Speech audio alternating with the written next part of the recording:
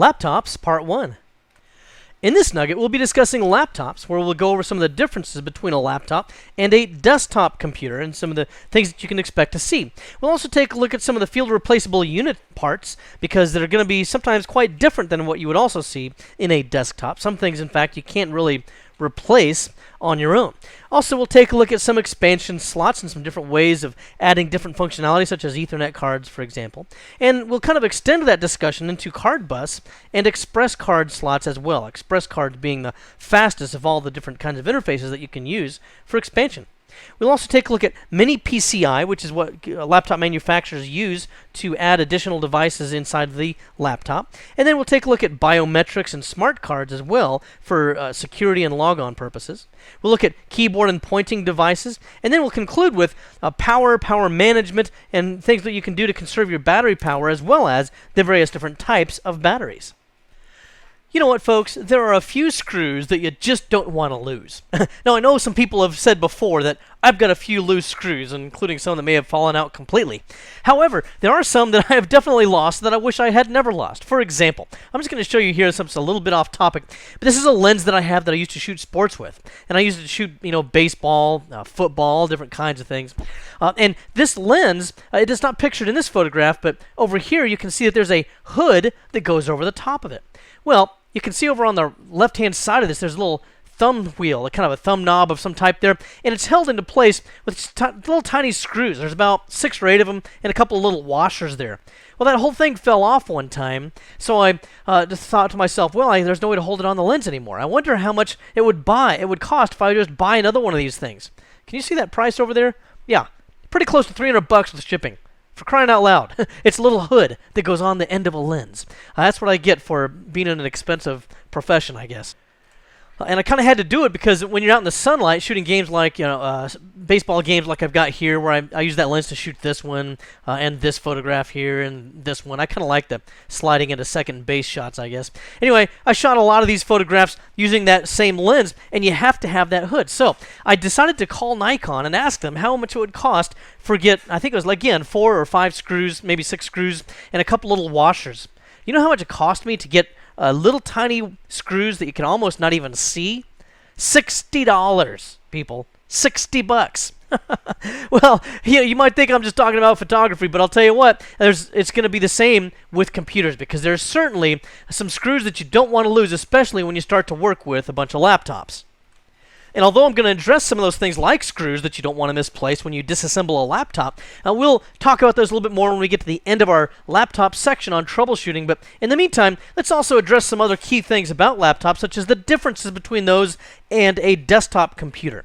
Now, obviously, a laptop's going to be smaller, lighter, and more portable. You can't just take your desktop computer with monitor, keyboard, and mouse and then just lug it onto the plane with you. And even if you could, if you were using one of the very, very small form factor computers that are about the size of a novel, well, what are you going to plug it into? Most airplanes don't have any place to plug anything in. So that's why we need a laptop. Now, as well as getting a laptop that's smaller, you're also going to have lesser performance. That's another thing to think about. Now, that's a little bit relative, because I've got a few laptops around my office right now that I'm confident are a great deal more powerful than the desktop computers I had just 3 or 4 years ago. So it kind of lesser performance than other current desktops, but not insufficient performance. It might already have plenty of power for what most of your users will need to do. Also, it has a lot more integrated components, things that you don't just swap out. For example, on a desktop, if I don't like the video, or it's not high resolution enough, or doesn't perform well enough for online, gaming or something like that, I'll just replace the video card. And even if it has an integrated video card into the motherboard, I can still add in something like a PCI Express by 16 video card and get blazing video performance. Well, on a laptop, that video is integrated into the system, so you can't really just swap it out like that. And that same is true for a lot of the other things, although Mini PCI, which we'll also talk about here a little bit later on, may help alleviate some of that situation. But a lot of it's integrated, can't do anything about it. Also, you're going to have expansion slots that are a little bit differently. For example, in a desktop computer, you've got your normal PCI or PCI Express slots. In a laptop, you're probably going to use some kind of a PC card or a card bus card, and we'll discuss those as we go here as well, look at some of the different kinds of form factors. There's also just something to think about here as well. I don't think we're going to see a lot of this on the A+ exam, but there is such a thing as a tablet PC, and this is something that's shaped about like a legal pad, and it's got a kind of a Windows-looking interface to it, like a little start menu down here, and you could click on it and bring up the start menu and, do a few different things, although it has no keyboard of its own or anything like that. It may also have a little stylus. That's supposed to be a stylus that you can write with. And then you can, do things like do handwriting on it, and handwriting recognition may transfer that or translate that into text of some kind. So there's the tablet PC, and then of course there's the venerable iPad. At the time of this recording, this was just recently released, just this past week, in fact. And this is the Macintosh version, or the Apple version, I guess, of this similar kind of an idea, only this one was actually likely to be successful, whereas this one never really seemed to take off anywhere. But just be aware of those kinds of portable electronics or portable computing devices as well. Also, we'll take a look at the fact that we do have, again, because of the integrated components mostly, we have a limited field replaceable unit that we can use on the laptops. There's not a lot you can replace except for the very obvious. So again, your FRU parts, or field replaceable unit parts, are going to be fewer than on a desktop, largely because of that integration. But common FRUs that you might have, for example, with the hard drive, might be a 1.8-inch hard drives. Those are a little less common. You don't see them as often. It's probably going to be more likely found on the smaller laptops, sometimes known as netbooks. They're ultra small. And then more commonly, you're probably going to find the 2.5-inch drives, and you're going to use those as IDE or serial ATA drives. Now, with an IDE, I do want to point out something here as well. There might be a gender changer on the end of the hard drive. So, for example, on the end of a normal hard drive for a laptop or a desktop, you got the little pins, right? Now, they don't normally protrude out like that. I'm just putting them there for emphasis. But they're the male end of the connection here. And then the female end would normally be the cable, or at the bottom of a laptop, it would slide right into a female connection that's integrated into the casing of the laptop. Now, sometimes you may see a gender changer, so that if the receptor, or the receptacle on the bottom of the laptop also has male pins, well, you can't mate male to male. So what they'll often do in that case is they may have a little cap that they put over the end of this. It really amounts to a gender changer. Now this hard drive has pretty much become female, and then we can use the pins on the bottom of the laptop to slide that whole thing in. So you might see one or the other there. You can't usually switch back and forth between IDE and SATA. You can do that on a desktop because there's little adapters that will switch back and forth. On a laptop, you don't normally do that because there's not enough room to accept those adapters. Then you may also have a solid-state drive that you're using, as opposed to a mechanical platter kind of a hard drive that we would normally have. Now, for your optical drives, those are generally going to be a slimline design. So in your desktop computers, they're half-height drives, and if you look at the side of a laptop and pop those open, you'll see that they're substantially slimmer. That's just something to note. Normally, those can also be released. You may have to release a screw, or they may be a slide lock on the bottom of the case of the laptop, and if you just slide it one way, and you may have to do that plus undo a screw, then you can usually pull those right out and replace them with a replacement from the manufacturer. There's not really a lot of generics that you can use in any laptop. You usually have to get the one that came from the manufacturer. There's also memory that's a replaceable part. We talked about that in an earlier nugget as well. Use the small outline DIMMs to be able to replace those. Normally at the bottom of the laptop, there's going to be a cover that you open up, and there will be usually a slot here for memory and a slot here for memory. Some of them will have only one, but chances are you have two that you can use. And then you can have card bus and express card devices that you can also use. We'll talk a little bit more about that shortly here. Now, for the expansion that you do want to use, any additional devices you want to put in, then you're probably going to be using these types of expansion cards besides things such as USB or FireWire ports. That would be things like the PCMCIA cards. And what does that stand for? PCMCIA stands for Personal Computer Memory Card International Association. And boy, isn't that a mouthful of an acronym. People kind of jokingly refer to this as people can't memorize computer industry acronyms because it's so kind of convoluted and awkward.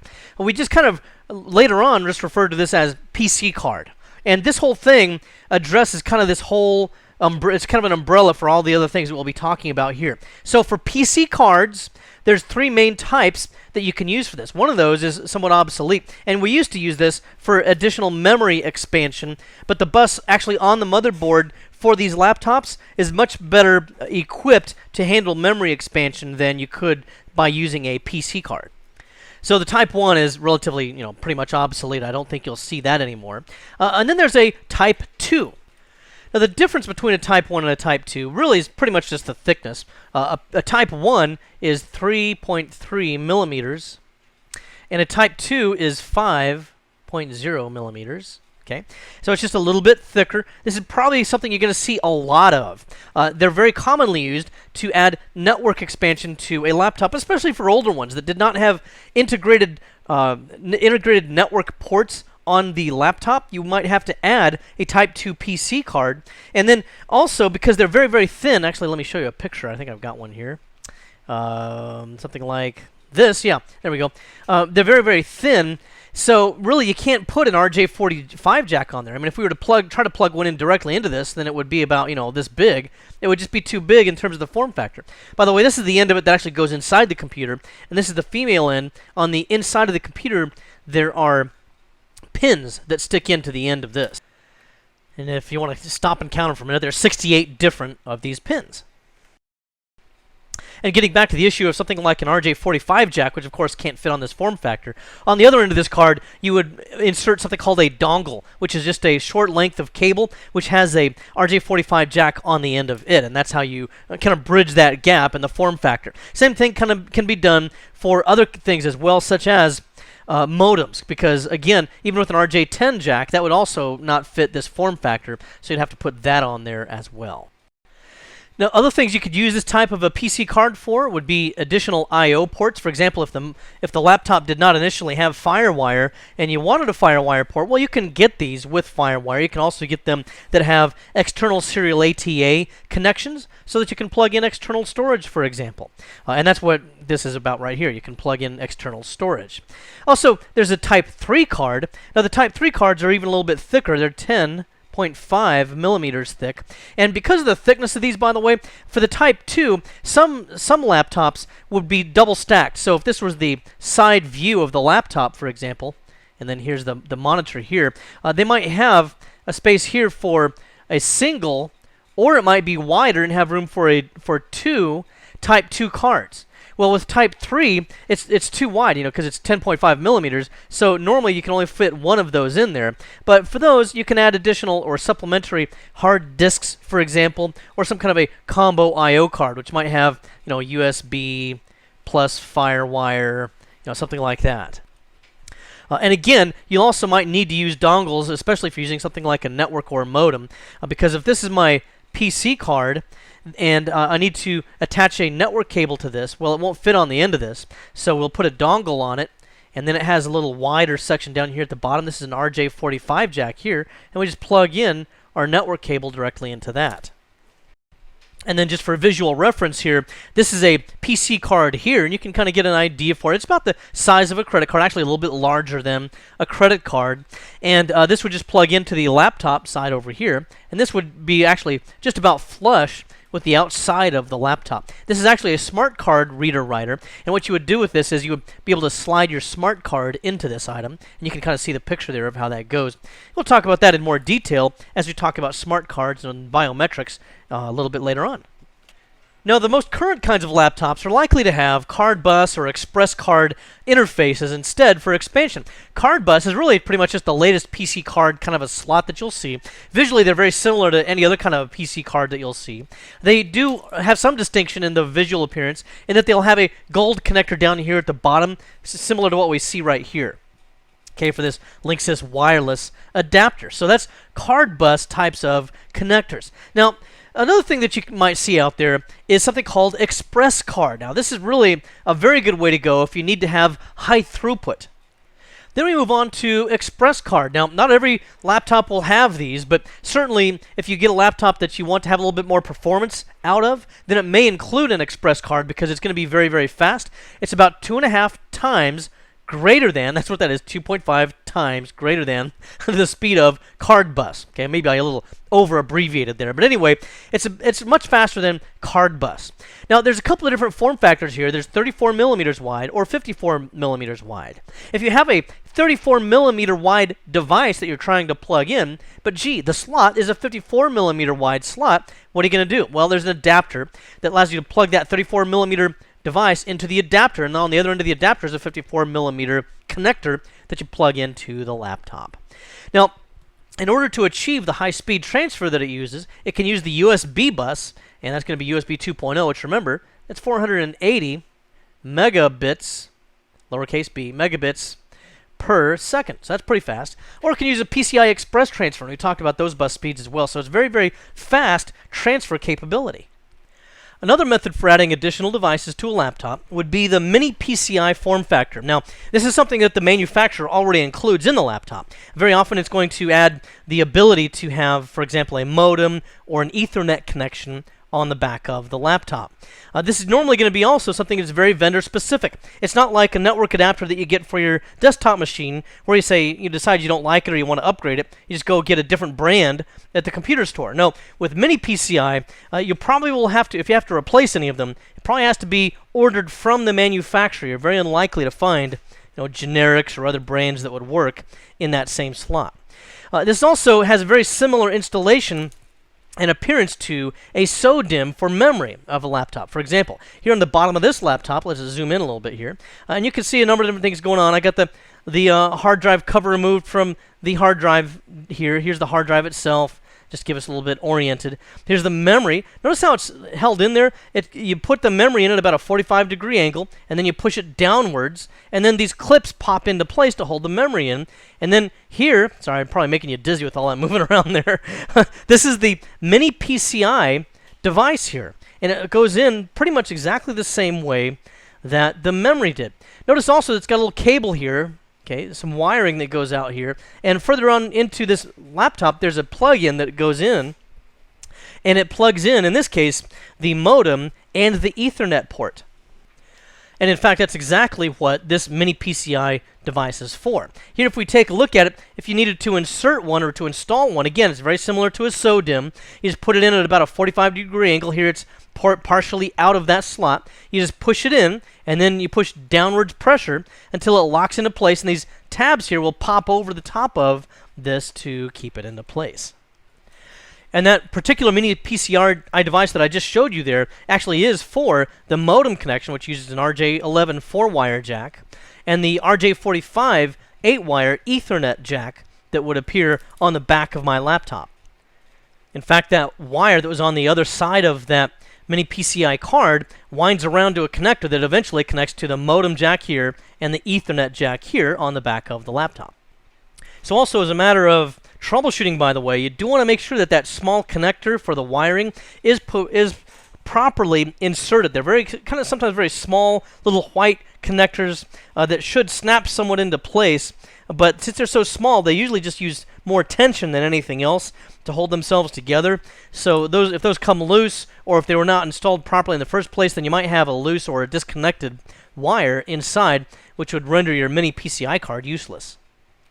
Laptops may also have biometric readers or smart card readers, and the biometrics is usually going to be a fingerprint scanner. Now, there's other types of biometric readers that we've discussed early in our series here, such as optical readers, but you're not likely to find those on a laptop. I've never seen one anyway.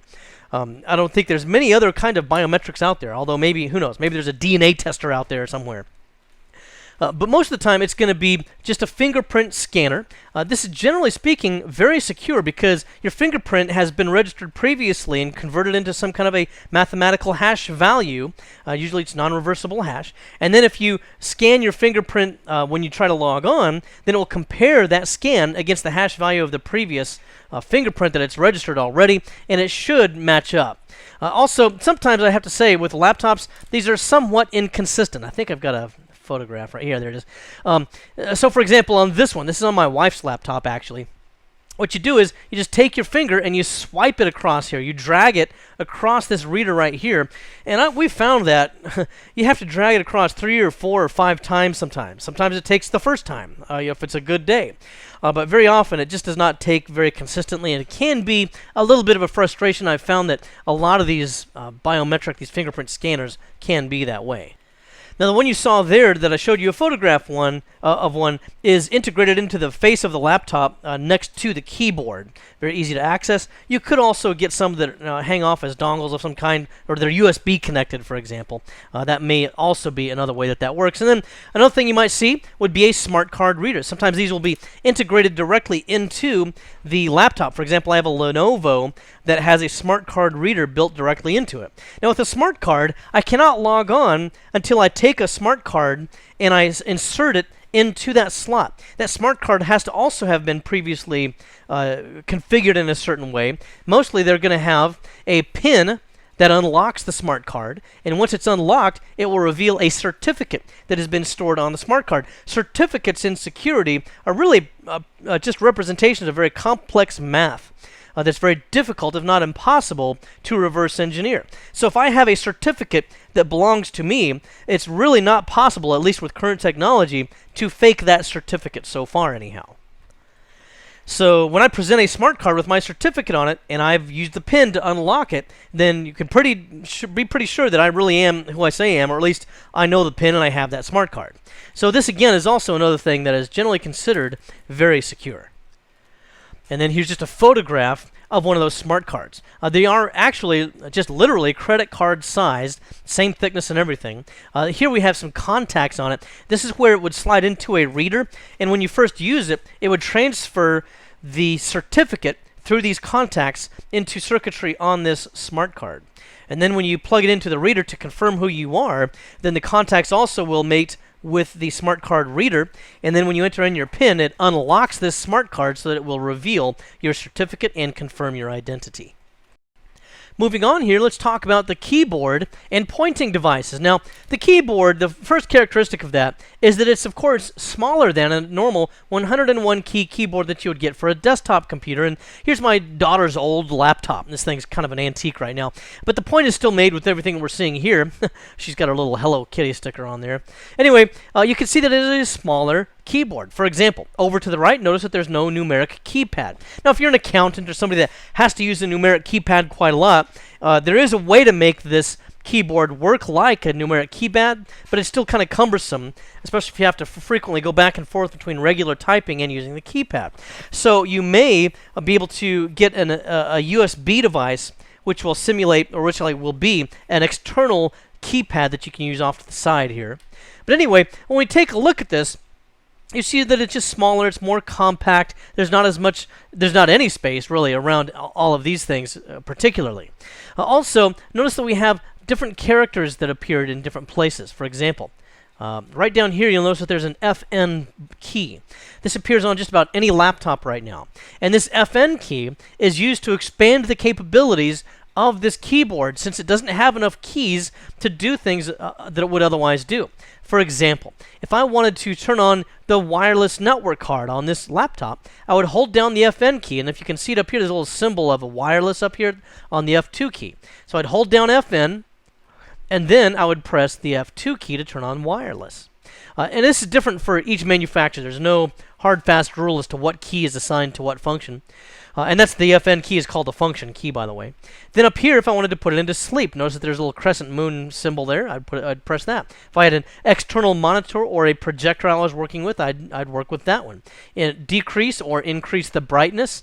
Windows Media Player types controls, fast forward, rewind, play and pause, and the like. So all of those things can be controlled using that function key. So that's exactly what the function key does, is it simply adds functions that would not otherwise be available. Also, one thing you got to really watch out for, and you'll get calls from your customers on, is the numlock key. For example, let's say a user calls you and they say, hey, I'm trying to log on to my laptop, I'm typing in the password, it keeps saying log on denied, and I know I'm entering in the right password. and I can tell because I'm typing it in exactly the way it appears on the Post-it note that's taped to my monitor. Of course, you should never do that. Anyway, so they're confident they're typing in the right password, and it's still denying them the logon. What's likely happening there with a laptop is that the numlock button has been left on somehow. So if we go back over to our laptop here, notice that over here on the side, oh, where is it? Oh, there it is right there. We can press the function key, press the scroll key right here, and it would turn on what we call numlock. I think I can zoom in enough so you can read that. It says numlock right there. What that does then is it turns the rightmost portion of this keyboard into a numeric keypad. Notice the 7, the 8, the 9, all of these numbers now appear where, for example, the U and the I and the O and the P, that now becomes a 4, a 5, and a 6, and a minus symbol. So if someone has turned that on accidentally, then when they're trying to type in their password, and if it involves any of these characters, then of course it's going to be wrong, because instead of typing in a P, they're actually typing in a minus. Instead of typing in a J, they're actually typing in a 7. And since the password is masked with dots or with asterisks, they won't be able to tell that that's what's going on. The one thing that I found as a frustration, there's actually been a couple of laptops that did this, and they were both Sony's. I don't know if it's a thing with Sony or if I just have bad luck with this. But I do find that sometimes when I resume a computer from suspend or sleep mode, the numeric keypad just comes on by itself, even if I have not turned it on. So if I try to log on a couple of times, it's not working. I always check that to see if if that has come on. There should be a light for it as well. In fact, you can see it over here on the far left over here. If I zoom in a little bit further, you can see that there's a numeric keypad symbol right there. So if that light is on, that's my visual indicator that the numeric keypad is actually turned on. If something goes wrong with the keyboard, they usually are replaceable. For example, I was getting ready to go to a Tech Mentor conference where I'm a regular speaker, and right before I left, my daughter dropped something heavy right on the keyboard on my laptop. Well, there was no time to replace it, but what she did was she busted off the 0 key. Try teaching about computers without a 0 key. So I did this whole conference without a 0 key. I'm still not quite sure how I made it through. Anyhow, when I got back, I ordered, it was a Lenovo laptop, I ordered a keyboard from their distributor, and they sent it to me, and complete with instructions on how to replace it. So usually they're fairly easily replaced, but they're going to be different for every manufacturer. There's not a set of hard and fast rules or methods or procedures to go through to replace that keyboard. Just as a novelty, by the way, here as well, a lot of these keyboards and the way that the entire laptop architecture is, they are also designed so that they can accept some moisture. For example, the Lenovo that I have has weep holes down at the bottom where if someone spills a drink, for example, on top of their laptop, then it should weep out through the bottom. I'm not going to say it's waterproof, but that should help to at least alleviate it and somewhat drain liquid from out of that laptop. You may also see a pointing stick or a track point, depending on the branding of this. This was originated with the IBM ThinkPad, and it's also been used by other manufacturers as well, such as Toshiba, and then, of course, Lenovo, since they bought the IBM ThinkPad branding. But, for example, and I don't have a photograph of one right here, but what you would normally see with these is right between the G and the H would be a kind of an eraser-looking device here that you would just push it around, and with tension or pressure you'd push it in different directions, and that would then move the mouse pointer around on the screen. Of course, the other option that you would have in the absence of that is the more common touchpad that we see here, which is sensitive to human touch, so that when you drag your finger across this, of course, it's going to move the pointer around.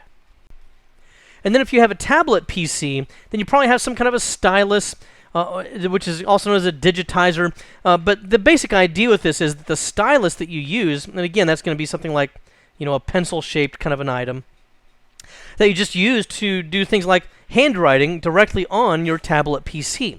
And then that's digitized. Okay, that's why it's called a digitizer. It's digitized into text for, I don't know, Microsoft Word or something like that. But just be aware of the fact that you may have those as well for a tablet PC, and these are usually manufacturer specific, so you need to use the same stylus as the brand of the tablet PC that you have, and you cannot use some other substitute device, like, I don't know, a Sharpie or something like that. Boy, wouldn't that be a mess if you use a permanent marker on your tablet PC. But anyway, you usually just have to match the brand with the actual tablet PC.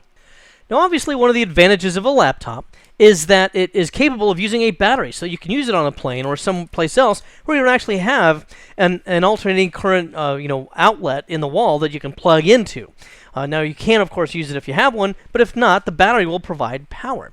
But because of that as well, you want to extend the life of that battery as much as you possibly can, and for that reason, we have various power states that can help to conserve that power. First of all, what are these? Well, these are just the designation for various power states. S0 is simply in the on state. So your laptop's powered on, you're probably using it.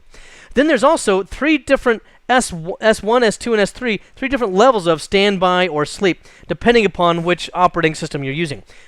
Currently, with Windows 7, it's gone back to sleep. It kind of has switched back and forth at various times, but right now it's called sleep again. Okay, that's S1. S2 is also standby and sleep. It's just a different generation of it. Saves a little bit more power than the original one. And then any current laptop that you're buying right now is going to be using S3, which again is standby and sleep, but it also gives you the best power savings. So it's very effective with conserving that power. And this is going to be something that you have to have. If you want to use this S3 sleep state, then you have to have a BIOS that supports it. And again, I can't think of any BIOS on any laptop that does not support this. So of course it's going to support it. Then you also, just as an FYI here, it's going to use less than or equal to 5 volts of power. So that's less than or equal to symbol, 5 volts of power. And it has to do that, of course, because it has to keep the memory banks charged and cycling so that you don't lose whatever data you had in the memory. And then when you resume, what you'll do to wake the computer up is you'll just, in my computer, my Lenovo, I just lift up the lid and it automatically comes back up. There's some kind of a sensor that detects when the lid gets closed and it automatically puts it into the sleep state. When I lift up the lid, it knows to wake up, and it does. Otherwise, I've got a couple of Sonys, a couple of VAIOs around here as well. With those, I have to either press a key on the keyboard or move the mouse or the touchpad in order to be able to wake those machines up. Two remaining power states are going to be S4 and S5, and for S4, this is hibernation. Now, what happens with hibernate is that if you want to power down the laptop, but you don't want to lose your existing documents that are open, you want to keep the same applications open and available when you turn the computer back on again, then with hibernation, it'll save the entire contents of RAM to the hard drive in a file called hyberfill.sys. In fact, I think if I browse around for it, there it is right there, hyberfill.sys. Okay, so it'll take the entire contents of RAM, dump it into this file, and then when I power on the computer at a later point in time, it reads that same file, loads everything back into RAM, and voila, I should be back in business. Now, in order to enable this, you may need to go to a command prompt. So in other words, if you don't see it on the shutdown options as a way of shutting down the computer, then go to a command prompt as an administrator and type in powercfg /hibernate on. And having done that, then it should make available the hyberfill.sys file, and you should be able to hibernate, if you like, at that point. And then once you do this, it truly does turn off the computer. So you'll be put in an S5 state then, which is a truly off state. So if the battery were to fall out, or the battery were to die, or you were to deliberately remove the battery, whatever, then you would be fine and you would not lose any data. Now, if it were in sleep mode and you were to lose all power like this, then of course you would lose everything. All the open documents that you had, the applications and everything, and you would just have to reconnect power and cold boot it. But with Hibernate, since all the stuff was saved in that file, then you're fine without any kind of power whatsoever. Only thing to keep in mind is that Hibernate does take a little bit longer to both go into hibernation and to recover from hibernation, because it has to write to and read from that hyberfill.sys file. Also uses a little bit more juice when it has to use the hard drive to spin all that data into the hyberfill.sys file. Let's discuss the kind of batteries that you'll also have available to you. And of course, again, with laptops, conserving battery power is very important. And so you'll have to have some understanding of these different types. First of all, let's start with one that's probably nearly obsolete. That would be nickel-cadmium batteries, or NiCads. These have been around for quite a long time. The biggest failing, though, of nickel-cadmiums is that they have something called a memory effect. So let's say that this is my battery life here, and this is fully charged at 100% over here, okay? And over here is 50%. Okay. If I only used 50% of the battery power, so that I had 50% of the battery power left, and then I were to recharge it from this point forward until I got back to 100% again, then it would remember that I'd only used 50% of the battery power last time, and it would only give me that much in the future. So this would then become all the available battery charging availability that I had. You can reset that. You can condition the battery by fully draining the battery and then fully charging the battery again, but that's kind of a hassle. So this kind of thing is not used very much anymore. And by the way, that memory effect and that whole nickel-cadmium issue also applies to other kinds of electronics that also use NiCad batteries. There's also nickel metal hydride batteries. These have an advantage in that they're very low cost as far as batteries are concerned. And they do still have something of a memory effect, but not as bad as NiCads. I don't think you're going to see NiCads or nickel metal hydrides too terribly often anymore, because lithium ion is so good right now that it really seems to be the way things have been going in the past several years here. These are going to be the most efficient in terms of battery life. They have a very, very long life. They don't have any memory effect. You can use 5% of your battery life and plug it back in. It doesn't really matter. You can use any of it, and it doesn't have any no memory effect. But you do have to consider that there may actually be a fire hazard. You see, when these things first started coming out, there were a few manufacturers out there that had been getting reports that people's laptops were catching on fire. Here was a Dell that he was using one of those batteries, those lithium-ion batteries, and it simply caught fire. The user wasn't doing anything unusual, just caught on fire. I've also heard about one of these catching on fire in a conference room. So this is something that initially took place. Most of the manufacturers, battery manufacturers, and vendors now say that the batteries they supply have been rebalanced so that they're less of a fire hazard than they used to be, at least. But regardless, I'm not sure we have much choice one way or the other, because you got to have batteries, and almost all of them are lithium ion now. Now, in a previous nugget, I started to briefly touch upon some of the power saving settings that you can access from Control Panel. But here in Control Panel, let's get into a little bit more detail there. If I go up here to System and Maintenance, and then go down here to Power Options, then you'll see that with Windows Vista, which we're looking at right here, then you can change the way this system behaves. Notice these are all grayed out right now, but I can change the settings with administrative function so that these now become available, and I can give myself a different balance of performance versus energy savings. And it kind of gives you an intuitive, teeter-totter balance over here. If I want high performance, I get low energy savings. If I want really good energy savings, I don't get as high a performance. And what it'll do in this kind of a case, for example, is throttle down the processor and do other things to make sure that it saves battery life as much as possible. While I'm on this page, though, I do want to point out a couple of other things, though. One of those is choose what the power button does. This is something that you got to be very careful about as well, because some users get confused about this. But when you press the power button, what's going to happen? A lot of laptops right now are set up by default so that they will go into sleep or hibernation instead of shutdown. Okay. Now, I'm working on a computer here. It's not actually even a laptop, so it doesn't have all of that same functionality. So that's why I don't have all the other options. But you can choose those other options. If on a laptop, you can choose to go to sleep, or to go to hibernate, to power down, or to do nothing. Another thing that we don't see here, because again it's not a laptop, is what would happen if we were to close the lid on the computer. And again, it can go into hibernate, or sleep, or power off, any of those same options. But by the way, if the computer seems to be behaving poorly in such a way that you cannot seem to interoperate with the interface, you click on Start, but you only get an hourglass or a little spinning circle thing that Microsoft has replaced the hourglass with lately. If you only get non-responsiveness and you cannot seem to use the interface at all to get yourself a working operating system, you may need to press the power button and hold it down for several seconds. In almost any desktop or laptop computer right now will be designed such that it will interpret that as interrupting the power OK signal, and it will then turn off that computer entirely. So it should power down. It should be an abrupt and sudden shutdown, not a graceful shutdown on the operating system. But at least you'll be able to regain control of it once you've restarted the computer. If it's a really bad situation, you might have been holding down the power button for a few seconds and still nothing happened. And in that case, you may need to unplug the power and remove the battery, and that might be your only other option on a laptop.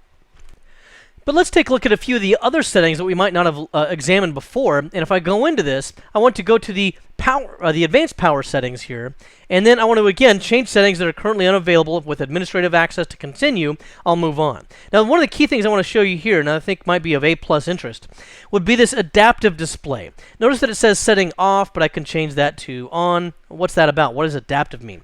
This will change how much brightness is being sent out through the LCD display depending upon what your current level of activity or inactivity is. And this will normally apply whether the laptop is plugged into AC power or running on battery power alone.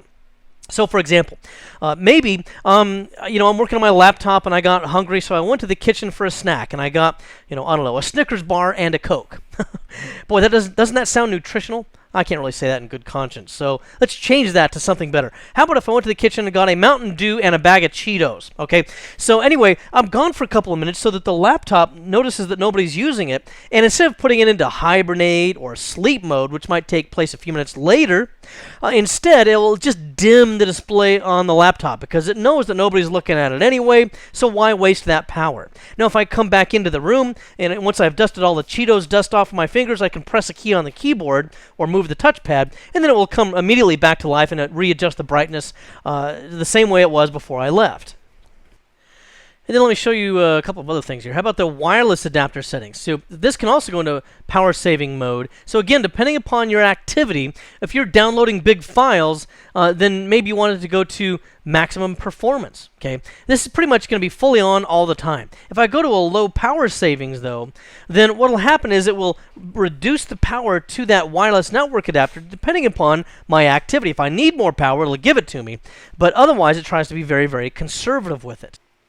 And then a quick concluding item about power and batteries, since we're already on that subject now, is that you may have situations in which you push the power button on the laptop and it never turns on. You can't seem to get it to turn on, no matter what. It's plugged into AC power, and you know that the AC power is good. It's plugged into the laptop properly, and yet you can't get a light. You can't get a power light on the laptop, and it will not turn on. Usually that's a symptom that the battery itself is completely bad. Not just dead, but bad. And in other words, cannot be recharged, cannot be used at all. Because you see, what happens is it's just like a UPS. When you use a battery in a laptop, it's really an uninterruptible power supply. The laptop's actually running off that battery, which is in turn being charged constantly by AC power. If the battery is bad, then there's no way for it to be able to draw any power whatsoever. In this nugget, we talked about laptops. This was part one, where we started off talking about the differences between desktop and laptop computers. One of those key differences is there's not that many field replaceable unit parts. In fact, some things, even as an A+ technician, you may need to send in order to have a manufacturer change. We'll take a look more at troubleshooting in our next nugget, probably. And then we took a look at expansion slots as well. Usually you're going to use PC card technology for that, the latest version of which is Card Bus. But you may also need Express Card if you need very high level of throughput, for example, with maybe some kind of an external storage or something. Also, we took a look at the mini PCI interface that vendors can use to be able to add wireless, wired, or modem connections, for example. And we looked at biometrics, which is normally fingerprint scanners, and smart cards to authenticate your logons. And we looked at keyboards and pointing devices as well. And one of the key things that you want to look at there is the function key, because some of the times users might get confused by that or accidentally turn on the numlock. And then we also took a look here at power settings and the batteries that are available for laptops. Well, I hope this has been informative for you, and I'd like to thank you for viewing. One of the things that I think you'll find users sometimes complain about is that they don't have all of the same functionality on their laptop computers that they would have on a desktop computer. And some people, especially folks like traveling sales folks and people that are on the road a lot, they may not even have a desktop computer and they have to use only a laptop. Well, if they're lacking some functionality, then you might want to look into getting them a docking station. This gives them most of the functionality of a desktop, except for the additional performance that they might get out of a desktop. And it does this by adding all of these things through the docking station, such as an external keyboard, an external mouse or trackball, an additional monitor. Some will actually let you use 2 additional monitors. So, for example, if their monitor is too small, or maybe it's a 12-inch monitor and they want to use a 22-inch LCD monitor, well, that would be quite nice for the average laptop user to be able to have that much screen real estate. Maybe they don't want to have to hassle with switching back and forth between a wireless network and then plugging in the Ethernet cable and switching over to the wired network. So a docking station can potentially, in combination with a hardware profile, do this for them. Maybe they don't have enough ports. I know for me, a couple of my laptops that I use have only 3 USB ports on them, which seems like it'd be enough. But without using a hub, if I plug in my Verizon wireless card, if I plug in an external hard drive and a memory card reader, well, I've already used up all of my slots. So it's kind of nice to have a few additional USB ports, and maybe you can also add a FireWire port. Now, again, most laptops will have the smaller FireWire connection, the 4-pin, but if they want a 6-pin or 6-wire FireWire connection, then maybe the docking station will provide that for them as well. Now, the last docking station that I used, and I don't use them very often, but the last one that I used the same power cord for my laptop that it did for the docking station. And I could, mix them up and it wouldn't cause any problem. Both had the exact same power characteristics.